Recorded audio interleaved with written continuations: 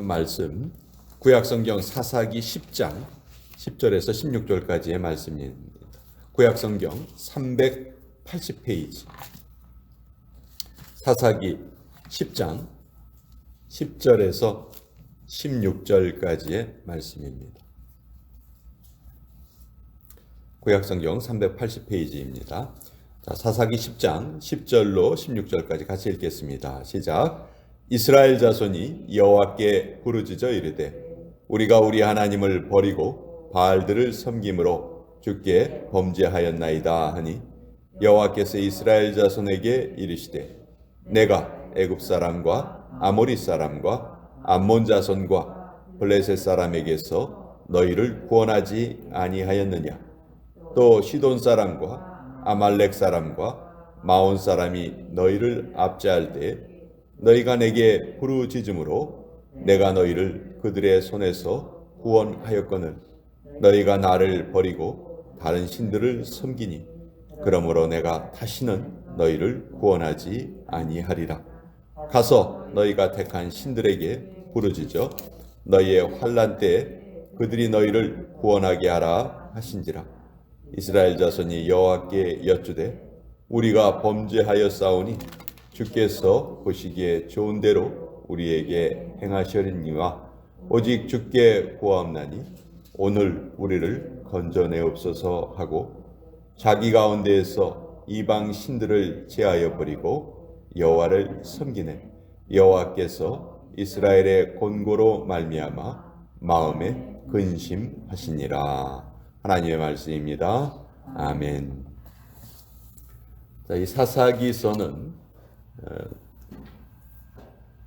출애굽 이후에 모세가 이스라엘 백성들을 이끌고 나오죠. 그렇지만 모세가 가나안 땅에 들어가지 못하고 여호수아가 가나안 땅에 이스라엘 백성들을 이끌고 들어갑니다. 그리고 7년 동안 가나안 땅에서 정복 전쟁을 벌인 후에 12지파에게 땅을 나누어 주죠. 땅을 나누어 준 후에 여호수아가 하나님의 부르심을 받습니다. 110세에 이제 부르심을 받죠. 이미 땅이 12지파에게 나눠졌기 때문에 여호수아가 죽은 후에 사실 하나의 구심점이 없었습니다. 각 지파별로 전쟁이 끝나기는 했지만 완전히 그 원주민들을 다 몰아내질 못했거든요. 그래서 각 지파별로 배분받은 땅에 들어가서 또 그 땅의 원주민을 계속 몰아내는 그 일이 이제 계속이 된 것이죠. 그래서 쉽게 말해서 내 코가 석자다 하는 그런 말 있죠. 내가 해야 할 일이 너무 벅찼기 때문에 다른 지파를 돌아볼 틈이 없었어요. 그러니까 하나로 뭉쳐있지 못했던 때가 요 사사 시대입니다.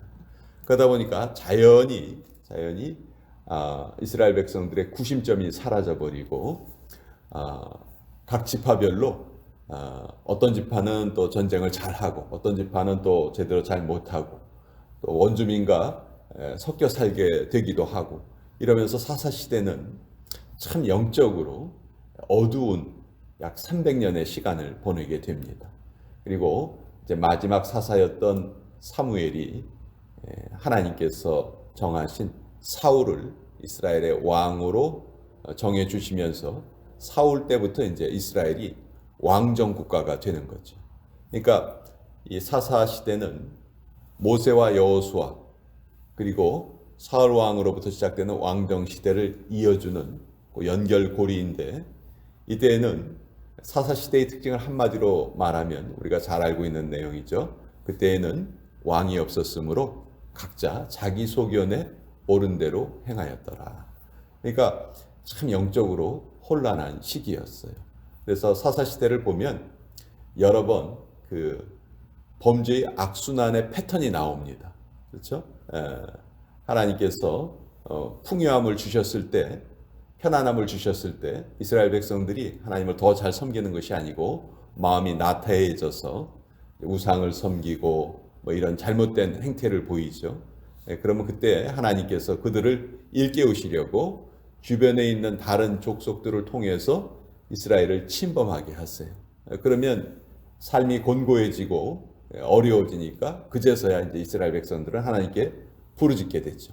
하나님께서 그들을 구원해 주실 사사를 선택하셔서 그 이방 족속들을 몰아내게 하세요. 그러면 이제 그 땅에 또 평화가 찾아옵니다.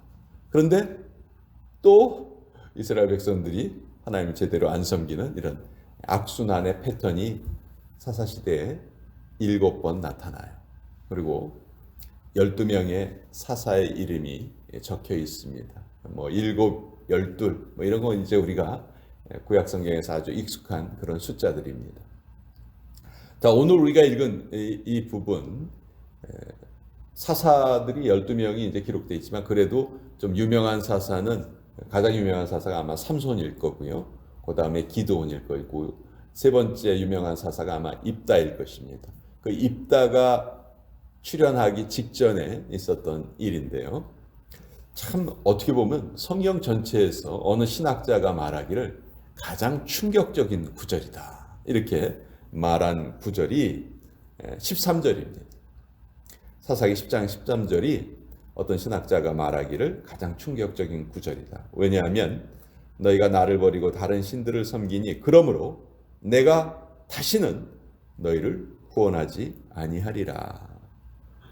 아까 제가 설명드린 것처럼 이스라엘 백성들이 잘못했다고 하나님께 회개했을 때에는 하나님께서 그들을 용서하시고 다시 그들을 구해 주시거든요. 그런 패턴이 여러 번 계속이 되는데 이 13절에서는 다시는 내가 너희를 구원하지 않겠다, 이렇게 하나님 말씀하시는 거예요. 그리고 또 우리가 읽은 16절 뒷부분에 보면 이스라엘의 곤고로 말미암아 마음에 근심하시니라. 하나님께서 또 마음에 근심을 하셨다, 이런 표현이 나와요.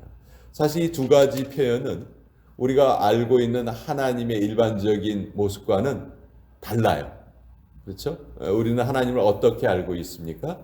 우리가 잘못을 고백했을 때 하나님이 길이 참으시고 또 용서해 주시고, 또 하나님은 인간이 아니시니까 후회함이 없으시고 근심함이 없으시고, 그렇게만 우리가 알고 있는데 성경에 보면 하나님의 감정이 아주 여러 가지로 다양하게 기록되어 있는 것을 우리가 보게 됩니다. 왜 하나님께서 내가 다시는 너희를 구원하지 않겠다, 이렇게 우리가 예상하지도 못한 이런 말씀을 하셨을까? 그러다가 또 왜 이스라엘의 곤고로 말미암아 마음에 근심하셨다고 하실까? 우리가 이것을 아주 정확하게 잘 깨달아야 하는데요. 그 13절의 말씀을 하시기 전에 11절과 12절의 말씀을 먼저 하셨어요. 11절과 12절의 말씀이 어떻게 되어 있냐면, 여호와께서 이스라엘 자손에게 이르시되 내가 애굽 사람과 아모리 사람과 암몬 자손과 블레셋 사람에게서 너희를 구원하지 아니하였느냐?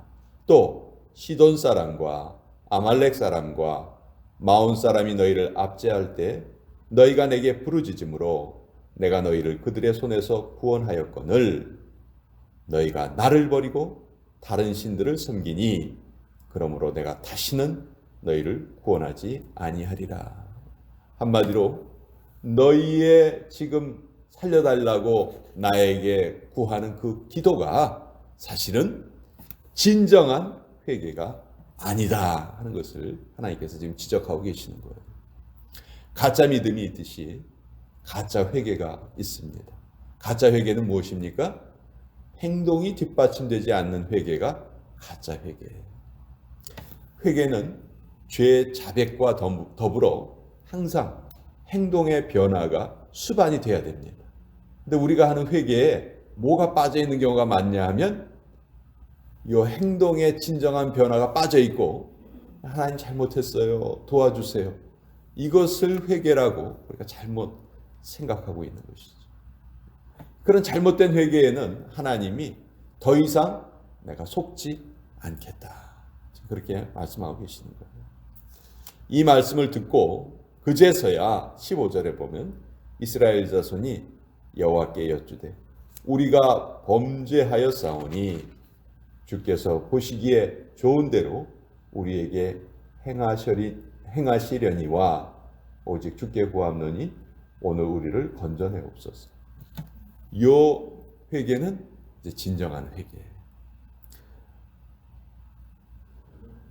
이제 하나님의 뜻대로 우리가 그대로 순종하겠습니다.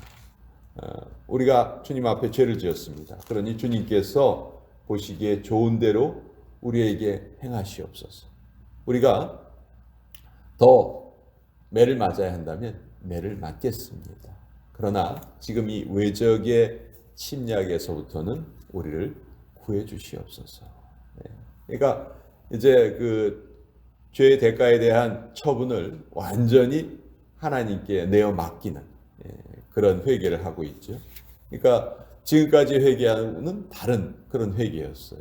그래서 16절에 자기 가운데에서 이방신들을 제하여 버리고, 이제 행동이 수반이 되죠. 이제까지 했던 가짜 회개는 하나님 잘못했어요 라고 하면서도 이방신들을 없애버리지 않았거든요. 그러나 진정한 회개를 하고 이제 이방신들을 없애버립니다. 그랬더니 16절에 여호와께서 이스라엘의 곤고로 말미암아 마음에 근심하셨다. 여기에 근심하셨다는 표현은 하나님이 진정을 뭐 걱정하셨다 그런 것이 아니죠.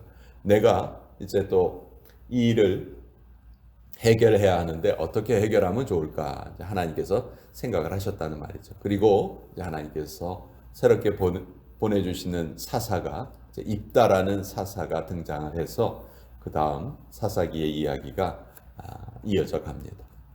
자, 오늘 다시 한번 우리가 강조해서 깨달아야 하는 것은 진심을 담지 않은 회개, 행동의 변화가 수반되지 않은 회개는 영적인 속임수다. 영적인 기만이다. 하나님께서 결코 거기에 속지 않으신다 하는 것을 우리가 분명하게 깨달아야 됩니다. 믿음이 가짜일 수 있듯이 회개도 얼마든지 가짜일 수 있습니다. 그래서 진정으로 돌아오는 자들을 하나님께서 다 받아주시죠. 누가복음에 나와 있는 그 돌아온 탕자의 비유는 우리가 너무도 잘 알고 있는 비유예요.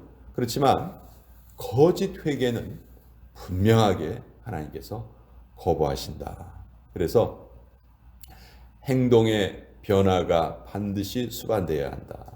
우리가 하나님을 믿을 때 천국에 가기 위한 수단으로 우리가 하나님을 이용한다면, 그런 목적으로 하나님을 믿는다면 하나님은 우리의 그런 믿음을 결코 바른 믿음이라 말씀하시지 않으실 것입니다. 우리의 믿음은 온전히 내어놓는 믿음이에요. 오늘 이스라엘 백성들이 자기들의 그 잘못에 대한 그 처분을 하나님께 다 맡겨버립니다.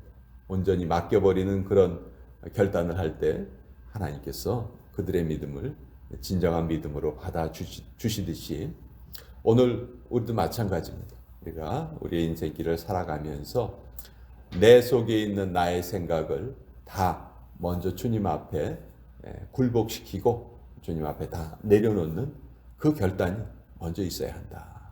그리고 내가 어떤 잘못을 깨달았다면 그 잘못이 또다시 벌어지지 않도록 정말 우리의 행동이 변화해야 되는데, 성경에서는 그것을 너희가 피를 흘리기까지 죄와 대항하여라. 피를 흘린다는 그런 표현을 써서 그 싸움이 결코 쉽지 않다는 거 우리에게 알려주세요. 우리 너무 쉽게 그 값싼 은혜에 빠져 있는 것이 아닌가. 그래서 우리의 삶의 약한 부분, 잘못된 부분은 계속해서 우리가 주님 앞에 내어놓으면서 하나님 우리를 도와주시옵소서. 그런 자세로 우리의 신앙생활을 계속해 나가야 되겠다. 오늘 그 말씀을 여러분과 함께 또 나누어 보았습니다.